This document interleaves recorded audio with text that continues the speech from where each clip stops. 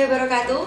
Good morning viewers. You are still with me, Sekar Ayu Kusumawardani on One News TV.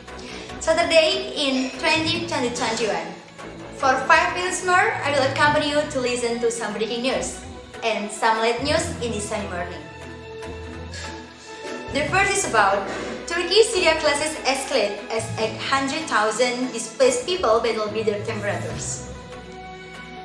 Turkish and Russian-backed Syrian forces have clashed in recent days in Syrian/rebel stronghold, threatening to escalate hostilities in the region, whereas many 800,000 civilians have been displaced.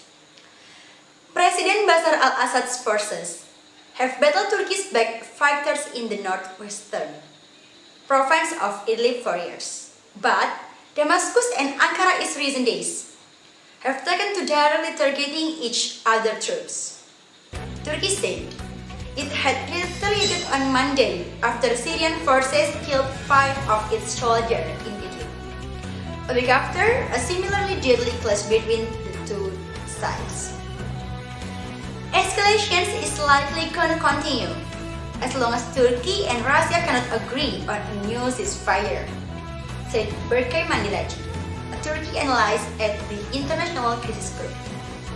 Despite continued talks between Russia and Turkey, no new ceasefire or de-escalation agreement has been reached between the two sides.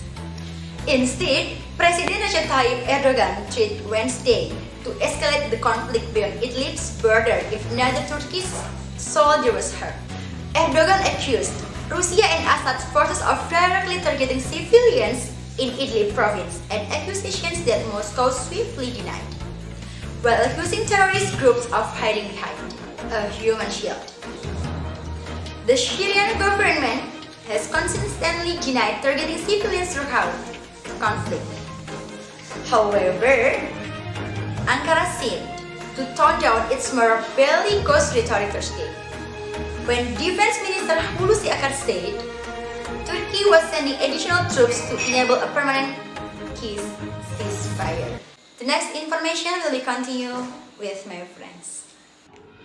Despite the dire humanitarian situation, there is no immediate sign of the violence abating as Assad, with Russian help, battles take back control of all Syrian territory.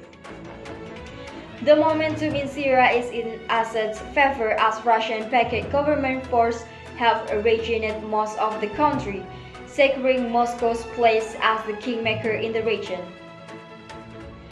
Ankara and Moscow back opposing sides in the Syrian conflict, but they have collaborated on finding a political solution to the war. In the past, Russia has acted as a deal broker and the conflicting actor for Turkey, but this time it has been conspicuously absent, said Soner Kakaptay, a senior fellow at the Washington Institute for Near East Policy and author of Erdogan Empire, Turkey and the Politics of the Middle East. Meanwhile, Erdogan's primary objective in Idlib is to ensure that there is not another large flow of Syrian refugees across the border into Turkey, analysts say.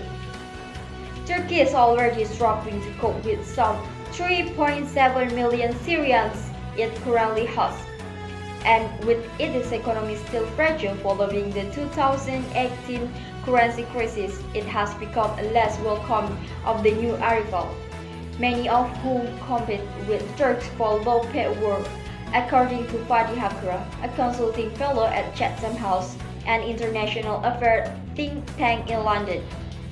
Moreover, Erdogan has other goals in sight.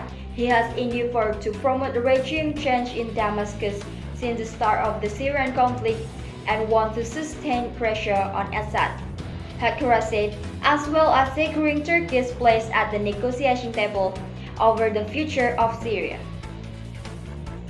Well viewers, that's all news for today. For more information, you can check our website at www.bbcworldnews.com. Do not forget to adhere to health protocol wherever you go. I'm Salva Resita and my colleague Sekar Ayu. Thank you so much for watching and have a great